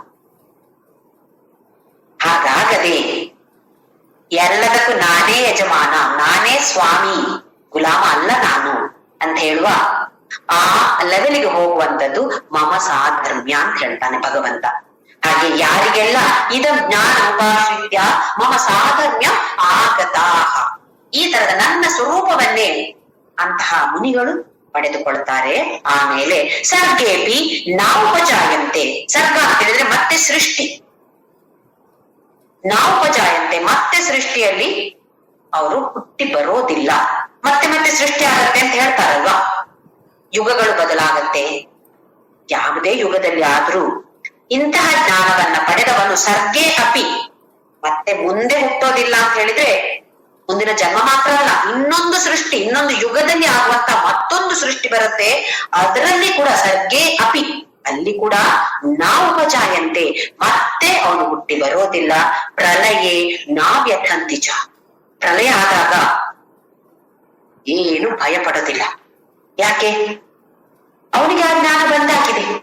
ನಾನು ಯಾರು ಅಂತ ತಿಳಿದ ಮೇಲೆ, ಆ ತಿಳುವಳಿಕೆ ಬಂದ ಮೇಲೆ ಯಾವುದರದ್ದು ಭಯ ಇಲ್ಲ ನಮ್ಗೆ. ಮತ್ತೆ ಯಾಕೆ ವ್ಯಥೆ? ಅಯ್ಯೋ ಪ್ರಳಯ ಆಗೋಗುತ್ತೆ, ನನ್ಗೇನಾಗತ್ತೋ ಅಂತ ಏನು ಭಯ ಮತ್ತೆ? ಅದಕ್ಕೆ ಭಗವಂತ ಹೇಳ್ತಿದ್ದಾನೆ, ಆ ಜ್ಞಾನವನ್ನ ಪಡೆದುಕೋ. ಅದಕ್ಕಾಗಿ ಆ ಜ್ಞಾನವನ್ನ, ಶ್ರೇಷ್ಠವಾದ ಜ್ಞಾನ, ಆ ಜ್ಞಾನದ ಫಲ ಅತ್ಯಂತ ಉತ್ತಮವಾದದ್ದು. ಇಷ್ಟು ಗೊತ್ತಿದ್ರೂ ಕೂಡ ನಮಗೆ ಆ ಜ್ಞಾನ ಪಡೆದುಕೊಳ್ಳಬೇಕು ಅಂತ ಹೇಳುವ ಆಸಕ್ತಿ ಇನ್ನೂ ಅಷ್ಟೊಂದು ಬರ್ತಾ ಇಲ್ಲ. ಯಾಕೆ ಅಂತ ಹೇಳಿದ್ರೆ ಈ ಲೋಕದಲ್ಲಿ ಅಷ್ಟೊಂದು ವ್ಯಾಮೋಹ ಇದೆ. ಲೋಕದಲ್ಲಿ ವ್ಯಾಮೋಹ, ಲೋಕದಲ್ಲಿ ಇರುವಂತಹವರ ಬಗ್ಗೆ ವ್ಯಾಮೋಹ, ಲೋಕದಲ್ಲಿ ಇರುವಂತಹ ವಸ್ತುವಿನ ಬಗ್ಗೆ ವ್ಯಾಮೋಹ, ಲೋಕದಲ್ಲಿ ಬರುವಂತಹ ಪರಿಸ್ಥಿತಿಗಳ ಬಗ್ಗೆ ವ್ಯಾಮೋಹದಲ್ಲಿ ಮುಳುಗಿ ಈ ಜ್ಞಾನವನ್ನ ಪಡೆದುಕೊಳ್ಬೇಕು ಅಂತ ಹೇಳುವಂತದ್ದು ಸ್ವಲ್ಪ ಸಾಕಾಗ್ತಿಲ್ಲ. ಅತ್ಯಂತ ಆಸಕ್ತಿ ಈ ಜ್ಞಾನದ ಬಗ್ಗೆ, ಈ ಜ್ಞಾನವನ್ನ ಪಡೆದುಕೊಳ್ಬೇಕು ಅಂತ ಹೇಳುವ ಬಗ್ಗೆ ಅತ್ಯಂತ ಆಸಕ್ತಿ ಬಂದಾಗ ಆ ಹೋಗೋದು ಈ ಲೋಕದ ಮಾರ್ಗದಲ್ಲಿ ಇನ್ನೂ ಒಂದು ಸ್ವಲ್ಪ ಹೊತ್ತಿಗೆ ಒಂದ್ಸಲ ನೋಡುವ ಏನಾಗ್ತಾ ಇದೆ ಅಂತ ಹೇಳಿ ಹಾಗೆ ಬಂದಾಗ ಹೋಗೋ ಹೀಗೊಂದು ಇದ್ಯಾ, ಇದರಿಂದ ಹೊರಗಡೆ ಬರ್ಬೋದ ನಂಗೆ ಅಂತ ಹೇಳಿದಾಗ ಒಂದು ಸ್ವಲ್ಪವಾದ ಆಸಕ್ತಿಯನ್ನು ಹೊಂದಿ ನಾವು ಈ ಅಧ್ಯಾತ್ಮ ಮಾರ್ಗದಲ್ಲಿ ಮುಂದಕ್ಕೆ ಹೋಗೋ ಪ್ರಯತ್ನವನ್ನ ಮಾಡ್ತಾ ಇದ್ದೇವೆ. ಹಾಗೆ ಭಗವಂತ ಹೇಳ್ತಾನೆ, ಈ ಜ್ಞಾನವನ್ನ ಪಡೆಯುವಂತಹ ಪ್ರಯತ್ನವನ್ನ ಎಲ್ಲರೂ ಮಾಡಿ ಅಂತ ಭಗವಂತ ನಮ್ಗೆ ಅದ್ಭುತವಾಗಿ ಈ 2 ಶ್ಲೋಕದಲ್ಲಿ ಹೇಳಿಕೊಟ್ಟಿದ್ದಾನೆ. ಮುಂದಿನ ಶ್ಲೋಕ ನೋಡೋಣ. ಮಮ ಯೋ ನಿರ್ಮಹದ್ ಬ್ರಹ್ಮ ತಸ್ಮಿನ್ ಗರ್ಭಂ ದಧಾಮ್ಯಹಂ ಸಂಭವತ್ ಸರ್ವಭೂತಾನಾಂ ತತೋ ಭವತಿ ಭಾರತ. ಮಮ ಯೋನಿಃ ಮಹದ್ ಬ್ರಹ್ಮ ತಸ್ಮಿನ್ ಗರ್ಭಂ ದಧಾಮಿ ಅಹಂ. ಇಲ್ಲಿ ಭಗವಂತ ಏನ್ ಹೇಳ್ತಿದ್ದಾನೆ ಅಂತ ಹೇಳಿದ್ರೆ, ಪುರುಷ ಮತ್ತೆ ಪ್ರಕೃತಿ ಅಂತ ಹೇಳೋದು ನಮ್ಮ ಈ ಲೋಕದಲ್ಲಿ ಹೇಗೆ ತಂದೆ ತಾಯಿಯರಿದ್ದಾರೋ ಅದೇ ತರ ಮಹಾಕವಿ ಕಾಳಿದಾಸ ತನ್ನ ಮಹಾಕಾವ್ಯದಲ್ಲಿ ರಘುವಂಶದಲ್ಲಿ ಮೊದಲನೆಯದಾಗಿ ಬರಿತಾನೆ, ವಾಗರ್ಥವಿವ ಸಂಪೃಕ್ತೌ ವಾಗರ್ಥ ಪ್ರತಿಪತ್ತಯೇ ಜಗತಃ ಪಿತರೌ ಒಂದೇ ಪಾರ್ವತಿ ಪರಮೇಶ್ವರವು. ಹೇಗೆ ಒಂದು ಶಬ್ದ ಅಂದ್ರೆ ಒಂದು ವರ್ಡ್ ನಾವು ಮಾತನಾಡಿದಾಗ ಆ ಶಬ್ದವೂ ಇರುತ್ತೆ, ಅದಕ್ಕೊಂದು ಅರ್ಥವೂ ಇದೆ. ಅರ್ಥ ಇಲ್ಲದೆ ಶಬ್ದ ಇರೋದಿಲ್ಲ. ಅಂದ್ರೆ ಅದು ಆ ಶಬ್ದ ಅಲ್ಲ, ಏನೋ ಸುಮ್ನೆ ಒಂದು ನಾಯ್ಸ್ ಅಂತ ಹೇಳ್ಬೋದು ನಾವು. ಈ ಶಬ್ದಕ್ಕೆ ಹೇಗೆ ಒಂದು ಶಬ್ದ ಅದರ ಅರ್ಥ ಎರಡು ಜೊತೆಯಾಗಿದೆಯೋ, ವಾಗರ್ಥ ವಿವ ಸಂಪೃಕ್ತೋ ವಾಗರ್ಥ ಪ್ರತಿಪತ್ತೆಯೇ. ಹಾಗೆ ಕಾಳಿದಾಸ ಏನ್ ಹೇಳ್ತಿದ್ದಾನೆ ಅಂತ ಹೇಳಿದ್ರೆ, ಈ ಕಾವ್ಯವನ್ನ ಬರೆಯುವಾಗ ಅದಕ್ಕೆ ಸರಿಯಾದ ಶಬ್ದ, ಅದಕ್ಕೆ ಸರಿಯಾದ ಅರ್ಥ ಇರುವಂತಹ ಶಬ್ದ ಬೇಕು. ಯಾವುದೋ ಶಬ್ದವನ್ನ ಹಾಕ್ಲಿಕ್ಕೆ ಆಗೋದಿಲ್ಲ, ಹಾಕಬಹುದು ಮತ್ತೆ ಮಹಾಕಾವ್ಯ ಆಗೋದಿಲ್ಲ. ಅತ್ಯಂತ ಅದ್ಭುತವಾದ ಕಾವ್ಯ ಆಗ್ಬೇಕು ಅಂತ ಆದ್ರೆ, ಅಥವಾ ಸುಂದರವಾಗಿ ಬರಬೇಕು ಅಂತ ಇದ್ರೆ ಸರಿಯಾದ ಶಬ್ದ ಬರಬೇಕು, ಸರಿಯಾದ ಅರ್ಥ ಇರುವಂತಹ ಶಬ್ದ ಅಲ್ಲಿ ಹಾಕಬೇಕು. ಹಾಗೆ ಕಾಳಿದಾಸ ಪಾರ್ವತಿ ಪರಮೇಶ್ವರ ಜಗತಃ ಪಿತರೋ ಒಂದೇ, ಇಡೀ ಜಗತ್ತಿಗೆ ತಂದೆ ತಾಯಿಯರಾಗಿರುವಂತಹ ಆ ಪಾರ್ವತಿ ಪರಮೇಶ್ವರರಿಗೆ ನಮಸ್ಕಾರವನ್ನು ಮಾಡಿ ಮತ್ತೆ ರಘುವಂಶವನ್ನ ಶುರು ಮಾಡಿದ್ದಾನೆ. ಹಾಗೆಯೇ ನಮ್ಮ ಅರ್ಧನಾರೀಶ್ವರ ತತ್ವ, ಶಿವ ಮತ್ತೆ ಪಾರ್ವತಿ ಅಥವಾ ಶಿವ ಮತ್ತೆ ಶಿವ ಅಂತ ಹೇಳ್ತೀವಿ. ಅರ್ಧ ಒಂದು ದೇಹದಲ್ಲಿ, ನಮ್ಮ ಭೌತಿಕ ದೇಹದಲ್ಲಿ ಅರ್ಧ ಶಿವ ಅರ್ಧ ಶಿವ.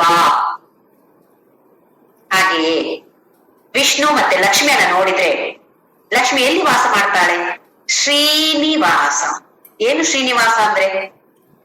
ಶ್ರೀ ಅಂತ ಹೇಳಿದ್ರೆ ಲಕ್ಷ್ಮಿ, ನಿವಾಸ ಎಲ್ಲಿ ಮನೆ ಮಾಡಿಕೊಂಡಿದ್ದಾಳೋ ಅದೇ ಶ್ರೀನಿವಾಸ.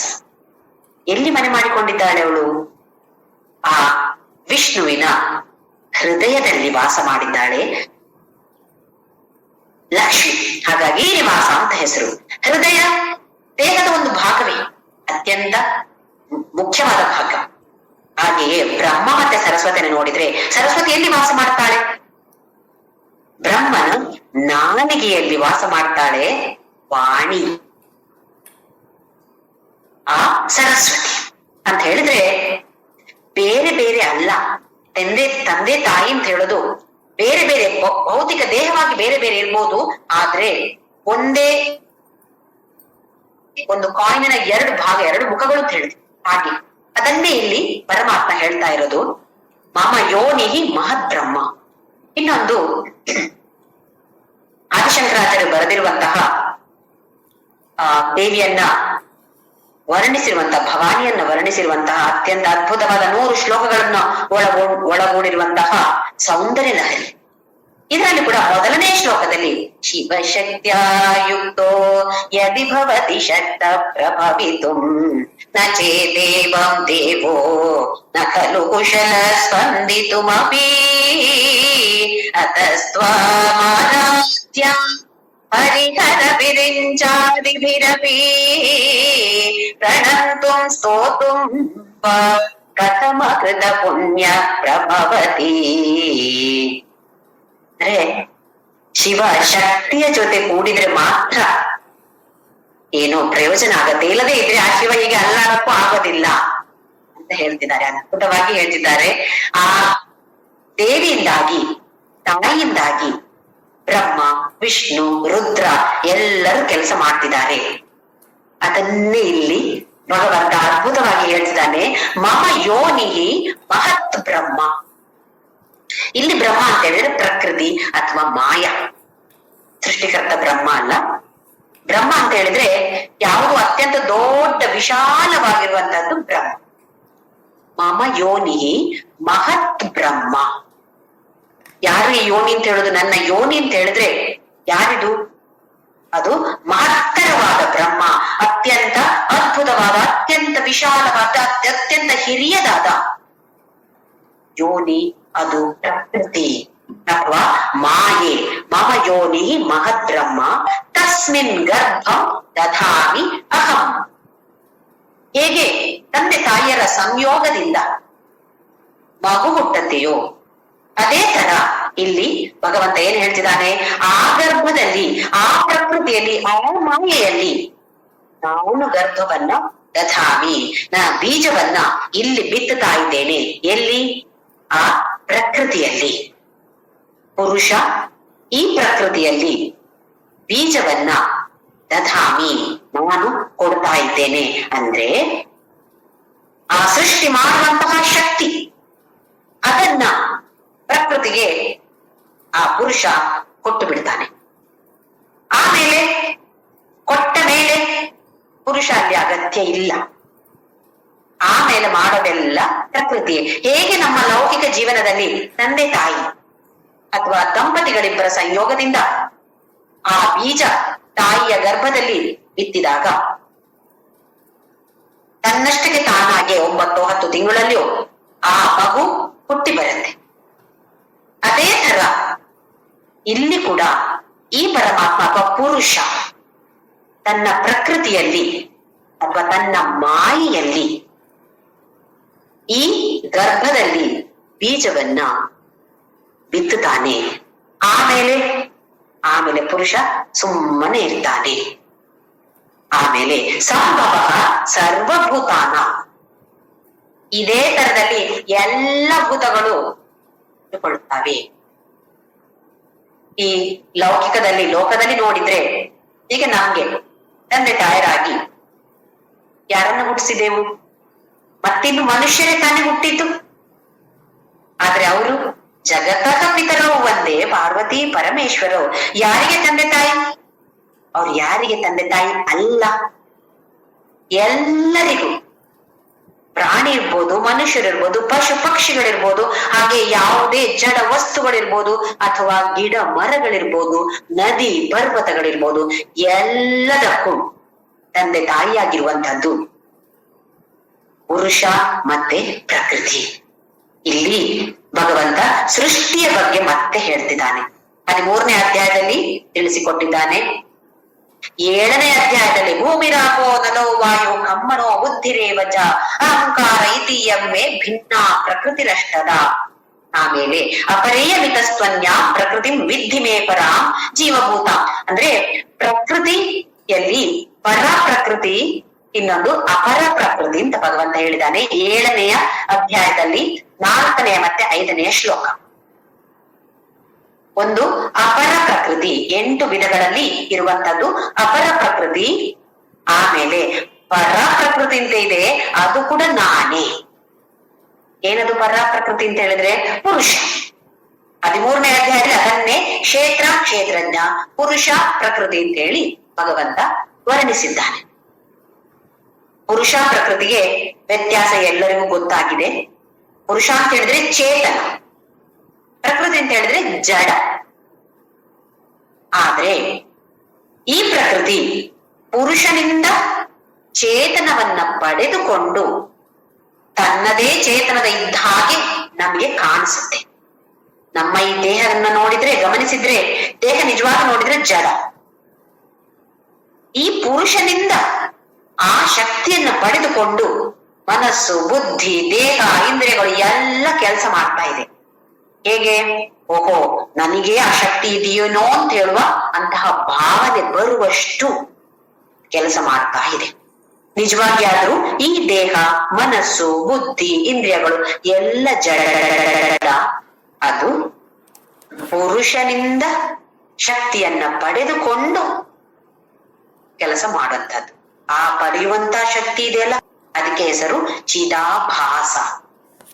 ಚಿತ್ತ ಹೇಗೆ ನಾವು ನೋಡಿ, ಇವಾಗ ಏನ್ ಜೊತೆ ಪ್ರಕಾಶ ಇಲ್ಲದೆ ಇದ್ರೆ ಕನ್ನಡಿ ಇದ್ದು ನಮ್ಗೆ ಏನು, ಕನ್ನಡಗಳು ಭಾಗಗಳು ಬೇಕು, ಕನ್ನಡಿ ಬೇಕು. ಹಾಗೆಯೇ ಆಶವು ಬೇಕು. ಹಾಗೆಯೇ ನಮ್ಮ ಈ ದೇಹ ಬೇಕು, ಮತ್ತೆ ಹಾಗೆ ಪುರುಷ ಮತ್ತೆ ಪ್ರಕೃತಿ ಎರಡು ಜೊತೆ ಬರುವಂತದ್ದು.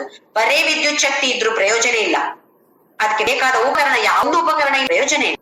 ಹಾಗೆಯೇ ಉಪಕರಣಗಳಿವೆ, ವಿದ್ಯುತ್ ಶಕ್ತಿ ಇಲ್ಲ, ಅದು ಪ್ರಯೋಜನಕ್ಕೆ ಬರೋದಿಲ್ಲ.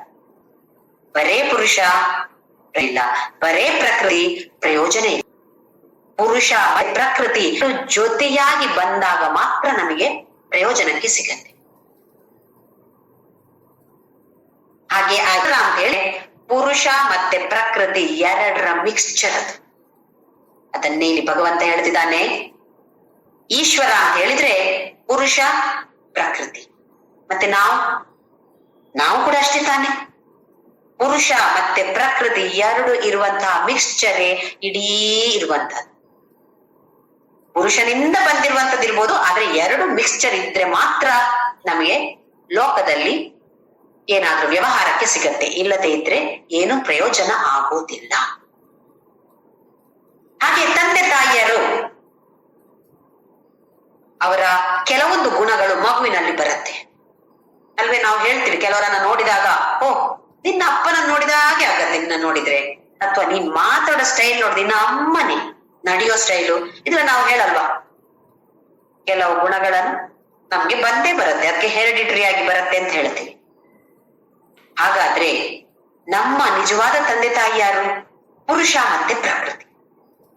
ಈ ಪುರುಷ ಮತ್ತೆ ಪ್ರಕೃತಿ ನಮ್ಮ ತಂದೆ ತಾಯಿಯಾಗಿದ್ದಾಗ ಅವರ ಗುಣಗಳು ನಮ್ಗೆ ಬರೋದಿಲ್ವೇ? ಖಂಡಿತವಾಗಿಯೂ ಬಂದೇ ಬರಬೇಕು. ಪ್ರಕೃತಿಯಲ್ಲಿ 3 ಗುಣಗಳಿವೆ, ಪುರುಷ ನಿರ್ಗುಣ.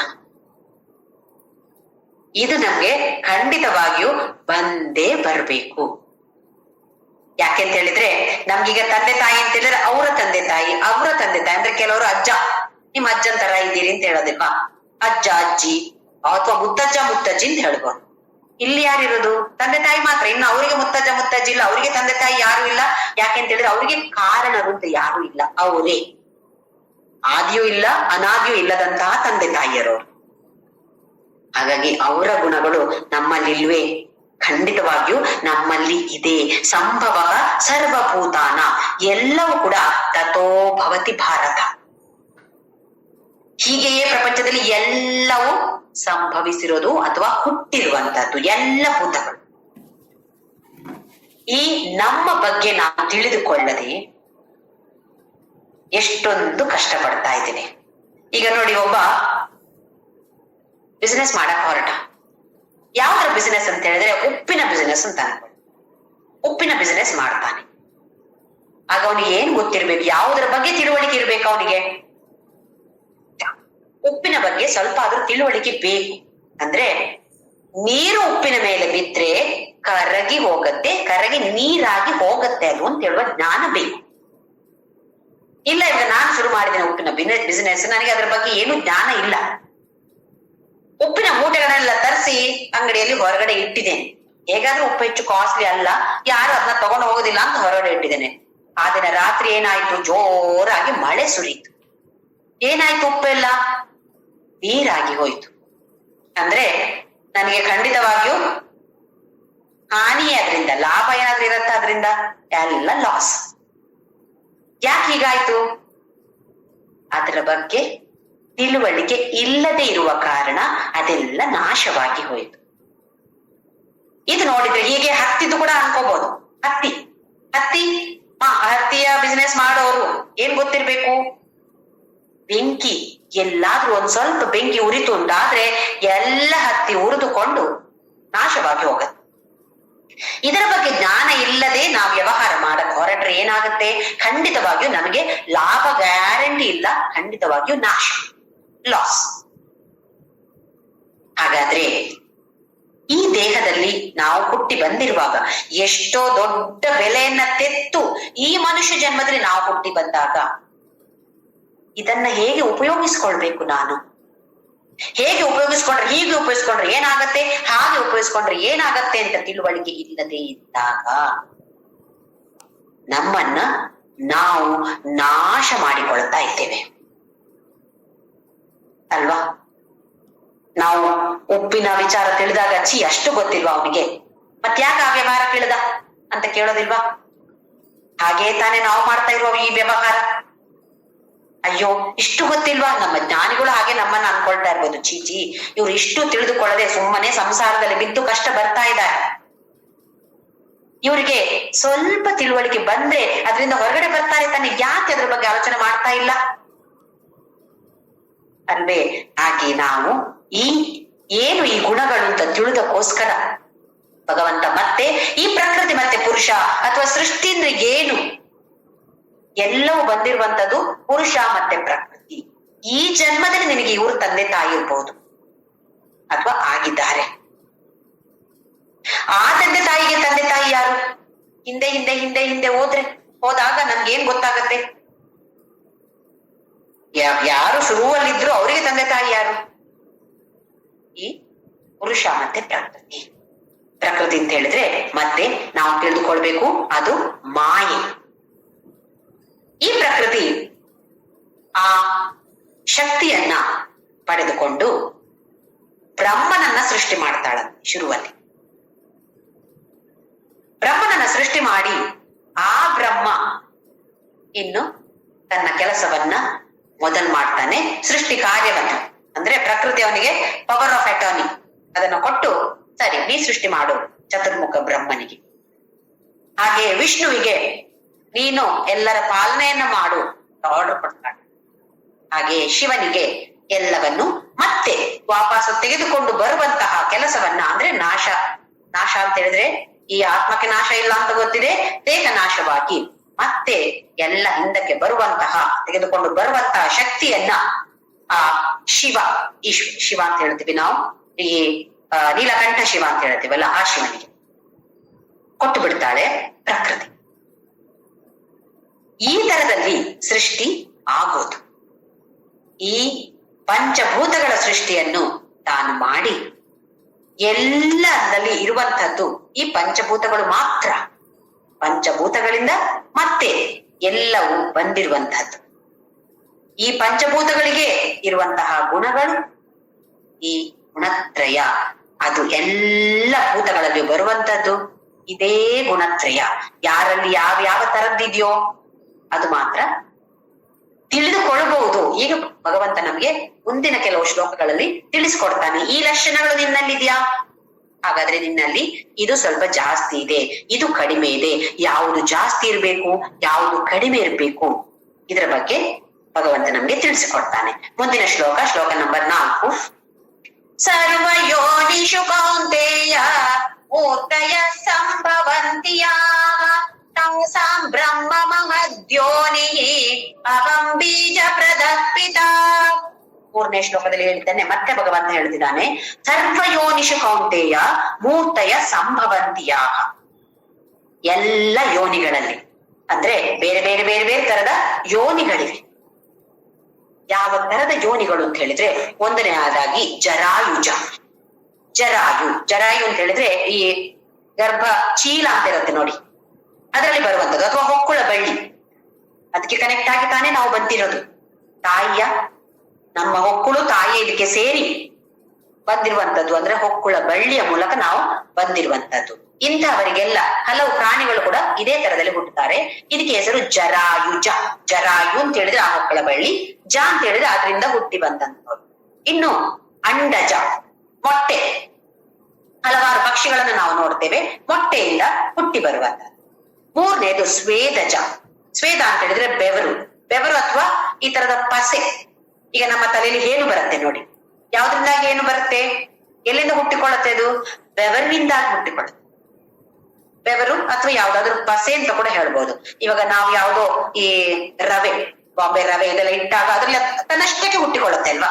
ಯಾಕೆಂತ ಹೇಳಿದ್ರೆ ಅದ್ರಲ್ಲಿ ಸ್ವಲ್ಪ ಏನಾದ್ರೂ ಪಸೆ ಇದ್ರೆ ಅದರಿಂದ ಹುಟ್ಟಿಕೊಳ್ಳುತ್ತೆ.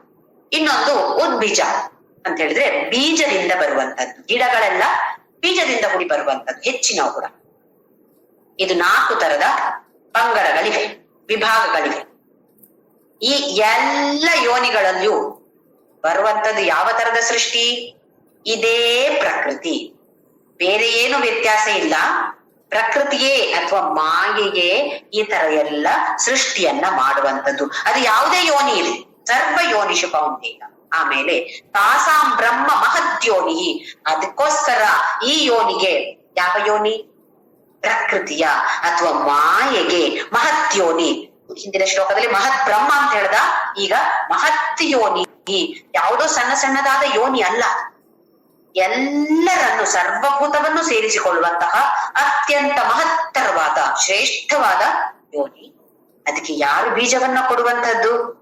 ಅಹಂ, ನಾನು ಪಿತ, ನಾನು ಬೀಜ ಪ್ರದಾನವನ್ನ ಈ ಗರ್ಭದಲ್ಲಿ, ಈ ಯೋನಿಯಲ್ಲಿ ನಾನು ಮಾಡಿ ಸೃಷ್ಟಿ ಆಗತ್ತೆ ಅಂತ ಹೇಳಿದ್ರೆ, ಈ ಸೃಷ್ಟಿಯ ಮೊದಲು ಈಗ ನಮ್ಮ ವಿಜ್ಞಾನಿಗಳನ್ನ ಕೇಳಿದ್ರೆ ದ ಬಿಗ್ ಬ್ಯಾಂಗ್ ಥಿಯರಿ ಅಂತ ಹೇಳ್ತಾರೆ. ಆದ್ರಿಂದ ಮೊದಲೇ ಪ್ರಕೃತಿ ಮತ್ತೆ ಪುರುಷ ಇಬ್ರು ಕೂಡ ಆದಿ ಅನಾದಿ ಇಲ್ಲದೆ ಇರುವಂತವರು. ಅಥವಾ ಪ್ರಕೃತಿ ಪುರುಷ ಯಾವ ಹೇಳ್ತಾರಲ್ಲ, ಅದರಿಂದ ಮೊದಲು ಕೂಡ ಪ್ರಕೃತಿ ಮತ್ತೆ ಪುರುಷ ಇದ್ರು. ಯಾವ ರೂಪದಲ್ಲಿ? ಅವ್ಯಕ್ತ, ವ್ಯಕ್ತವಾಗಿಲ್ಲ, ಅವ್ಯಕ್ತವಾಗಿದ್ರು. ಹೇಗೆ ಒಂದು ಬೀಜದಲ್ಲಿ ಮರ ಅವ್ಯಕ್ತವಾಗಿದ್ಯೋ, ನಮ್ಗೆ ಕಾಣಿಸ್ತಾ ಇತ್ತ ಬೀಜದ ಒಳಗಡೆ ಮರ ಕಾಣಿಸ್ತಾ ಇತ್ತಾ? ಇಲ್ಲ. ಅದು ಸ್ವಲ್ಪ ಸಮಯ ಆದಾಗ ಬೀಜ ಒಡೆದು ಮೊಳಕೆಯಾಗಿ ಗಿಡವಾಗಿ ದೊಡ್ಡ ಮರವಾಗಿ ನಮಗೆ ಹಣ್ಣು, ಹೂವು ಅಥವಾ ಏನೆಲ್ಲೋ ಕೊಡತ್ತೆ. ಅವ್ಯಕ್ತ ರೂಪದಲ್ಲಿ ಆ ಶಕ್ತಿ ಅಡಗಿದೆ. ಹಾಗೆ ಪುರುಷ ಮತ್ತೆ ಪ್ರಕೃತಿ ಕೂಡ ಅವ್ಯಕ್ತ ರೂಪದಲ್ಲಿ ಇದ್ದು ಈ ಸೃಷ್ಟಿ ಅಂದ್ರೆ ಬಿಗ್ ಬ್ಯಾಂಗ್ ಥಿಯರಿ ಅಂತ ಹೇಳೋದು ನಮ್ಮ ವಿಜ್ಞಾನಿಗಳು ಅದಕ್ಕೆ ಹೆಸರು ಕೊಟ್ಟದ್ದು. ಸೃಷ್ಟಿ ಆದಾಗ ಮೊದಲೆಯೂ ಎಲ್ಲ ಗುಣಗಳಿತ್ತು, ಅವ್ಯಕ್ತ ರೂಪದಲ್ಲಿ ಈ 3 ಗುಣಗಳು ಇತ್ತು. ಈಗ ಸೃಷ್ಟಿ ಆದಾಗ ಈ ಎಲ್ಲ ಗುಣಗಳು ಮೊದಲು ಒಂದೇ ಸಮಾನವಾಗಿತ್ತು, ಎಲ್ಲವೂ ಒಂದೇ ಪ್ರಪೋರ್ಷನ್ ಆಗಿತ್ತು. ಸೃಷ್ಟಿ ಆದಾಗ ಎಲ್ಲ ಏರುಪೇರಾಯ್ತು, ಗುಣಗಳಲ್ಲಿ ಏರುಪೇರಾಗಿ ಸೃಷ್ಟಿ ಆಯ್ತು. ಆದ್ರೆ ಈ ಗುಣಗಳು ವಿಷಮ ಸ್ಥಾನ, ಸಮಸ್ಥಾನ ಅಲ್ಲ, ವಿಷಮ ಸ್ಥಾನವನ್ನ ಹೊಂದುತ್ತಾರೆ. ಹೇಳಿದ್ರೆ ಬೇರೆ ಬೇರೆ ಒಂದೊಂದು ವಸ್ತುವಲ್ಲಿ ಒಂದೊಂದು ತರದ ಸಾತ್ವಿಕ, ರಾಜಸಿಕ, ತಾಮಸಿಕ ಗುಣ, ಬೇರೆ ಬೇರೆ ಪ್ರಪೋರ್ಷನ್ ಅಲ್ಲಿ ಗುಣಗಳು ಬಂದವು. ಯಾವಾಗ? ಸೃಷ್ಟಿ ಆದಾಗ. ಮುಂದಿನ ಶ್ಲೋಕದಲ್ಲಿ ಸ್ವಲ್ಪ ಹೊತ್ತು ನೋಡೋಣ ಏನ್ ಹೇಳ್ತಾನೆ ಭಗವಂತ ಅಂತ ಹೇಳಿ. ಈ 3ನೇ ಮತ್ತೆ 4ನೇ ಶ್ಲೋಕದಲ್ಲಿ ಮತ್ತೆ ಪುರುಷ ಮತ್ತೆ ಪ್ರಕೃತಿಯ ಬಗ್ಗೆ ಅಥವಾ ಸೃಷ್ಟಿಯ ಬಗ್ಗೆ ಭಗವಂತ ಹೇಳಿದ್ದಾನೆ. 1ನೇ 2ನೇ ಶ್ಲೋಕದಲ್ಲಿ ಆ ಜ್ಞಾನದ ಬಗ್ಗೆ, ಶ್ರೇಷ್ಠ ಜ್ಞಾನ, ಹಾಗೆ ಶ್ರೇಷ್ಠ ಜ್ಞಾನ ಫಲ, ಅದರ ಬಗ್ಗೆ ಮಮ ಸಾಧರ್ಮ್ಯಂ ಆಗತ ಅಂತ ಹೇಳ್ದ.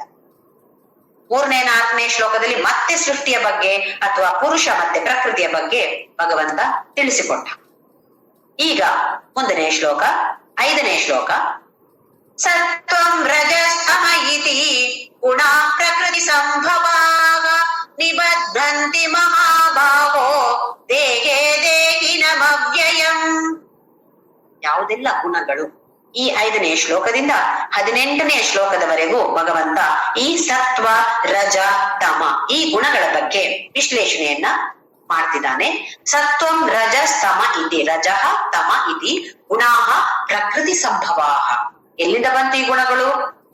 ಪ್ರಕೃತಿಯಿಂದ ಬಂದದ್ದು. ಪುರುಷನಿಗೆ ಯಾವ ಗುಣಗಳು ಇಲ್ಲ, ಅವನು ನಿರ್ಗುಣ ಅಥವಾ ಗುಣಾತೀತ, ಅದನ್ನ ಮೀರಿದಂಥವದು. ಹಾಗಾಗಿ ಎಲ್ಲ ಗುಣಗಳು ಬಂದಿರುವಂತದ್ದು ಪ್ರಕೃತಿ ಸಂಭವ, ಪ್ರಕೃತಿಯಿಂದ ಬಂದಿರುವಂತದ್ದು. ಅಥವಾ ಪ್ರಕೃತಿಯಲ್ಲಿ ಏನೇನೆಲ್ಲ ಇದೆಯೋ ಎಲ್ಲವೂ ಕೂಡ ಈ 3 ಗುಣಗಳನ್ನ ಖಂಡಿತವಾಗಿಯೂ ಹೊಂದಿದೆ. ಸತ್ವ, ರಜ, ತಮ.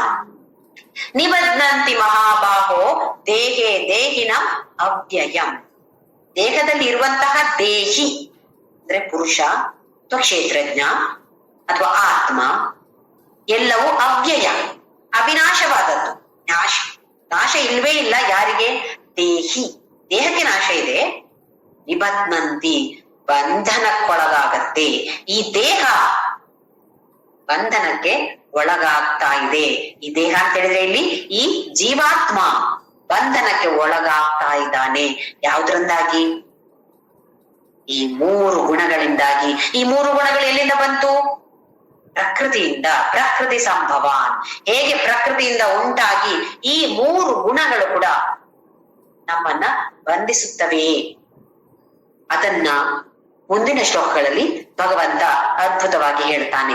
ಪ್ರತಿಯೊಂದು ಗುಣಕ್ಕೂ ಕೂಡ, ಯಾವ ಗುಣ ಇದ್ರು, ಸತ್ವಗುಣ ಇರ್ಬೋದು, ತುಂಬಾ ಒಳ್ಳೇದು ಸತ್ವಗುಣ, ಸಾತ್ವಿಕ ಗುಣ ಇದ್ರೆ ಅತ್ಯಂತ ಅದ್ಭುತವಾದದ್ದೇ. ಆದ್ರೆ ಭಗವಂತ ಏನ್ ಹೇಳ್ತಿದ್ದಾನೆ? ಇದನ್ನು ಮೀರಿ ಮುಂದಕ್ಕೆ ಹೋಗ್ಬೇಕು, ಅತೀತರಾಗ್ಬೇಕು, ಗುಣಾತೀತರಾಗ್ಬೇಕು, ತ್ರಿಗುಣಾತೀತರಾಗ್ಬೇಕು.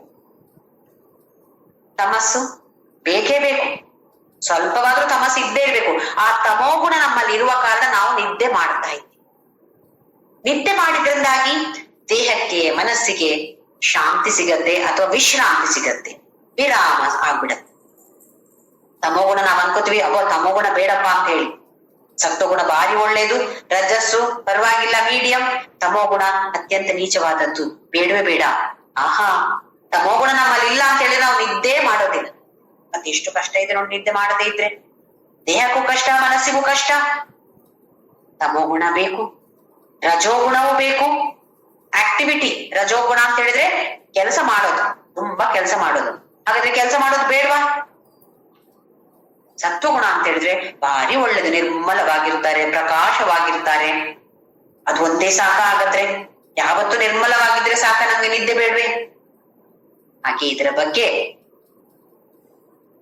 ಎಲ್ಲ ಗುಣಗಳ ಬಗ್ಗೆ ಸರಿಯಾಗಿ ನಮ್ಗೆ ವಿಚಾರವನ್ನ ತಿಳಿಸಿ, ನಮ್ಮನ್ನ ನಾವೇ ಪ್ರಶ್ನೆ ಮಾಡಿಕೊಂಡು, ನನ್ನಲ್ಲಿ ಯಾವ ಗುಣ ಇದೆ, ಯಾವ ಗುಣಕ್ಕೆ ನಾನಿನ್ನು ಹೋಗ್ಬೇಕು, ಇನ್ನು ಮುಂದಕ್ಕೆ ಹೋಗ್ಬೇಕು.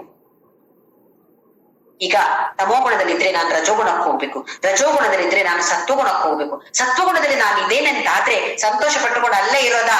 ಅಲ್ಲ, ಅದನ್ನು ಮೀರಿ ಮುಂದಕ್ಕೆ ಹೋಗ್ಬೇಕು ನೀನು ಅರ್ಜುನ ಅಂತ ಭಗವಂತ ಹೇಳ್ತಿದ್ದಾನೆ. ಅತೀತನಾಗ್ಬೇಕು. ಅತೀತನಾಗದೇ ಇದ್ರೆ ಮತ್ತೆ ಬಂಧನವೇ. ನಿಬದ್ಧಂತಿ ಮಹಾಬಾಹೋ, ಎಲ್ಲ ಗುಣಗಳು ಕೂಡ ನಿನ್ನನ್ನು ಬಂಧಿಸುತ್ತವೆ. ಹೇಗೆ ಚಿನ್ನದ ಸರಪಳಿ ಆದ್ರೂ ಬಂಧನವೇ, ಕಬ್ಬಿಣದ ಸರಪಳಿ ಆದ್ರೂ ಬಂಧನವೇ. ಹೇಗೆ ಇದೆಯೋ ಗೊತ್ತಿದೆಯೋ ಅದೇ ತರ ಸತ್ವಗುಣ ಆದ್ರೂ ಬಂಧನವೇ, ರಜೋಗುಣ ಆದ್ರೂ ನಿಂಗೆ ಬಂಧನವೇ, ತಮೋಗುಣ ಆದ್ರೂ ಬಂಧನವೇ. ಅರ್ಜುನ, ಇದನ್ನೆಲ್ಲ ಮೀರಿ ಹೋಗುವಂತಹ ಪ್ರಯತ್ನವನ್ನ ನಾವೆಲ್ಲರೂ ಮಾಡ್ಬೇಕು ಅಂತ ಇದ್ರೆ ಅದು ಏನು ಅಂತ ಗೊತ್ತಿರ್ಬೇಕಲ್ಲ. ನನ್ನಲ್ಲಿ ಯಾವ ಗುಣ ಇದೆ ಅಂತ ನಮ್ಗೆ ಗೊತ್ತಿರದೇ ಇದ್ರೆ ಇದನ್ನ ಮೀರಿ ಹೋಗ್ಬೇಕು ಅಂದ್ರೆ ಹೇಗೆ ಹೋಗೋದು? ಅದಕ್ಕೋಸ್ಕರ ಭಗವಂತ ಎಲ್ಲ ವಿಚಾರಗಳನ್ನು, ಅದು ಏನು, ಅದರ ಲಕ್ಷಣ ಏನು, ಆಮೇಲೆ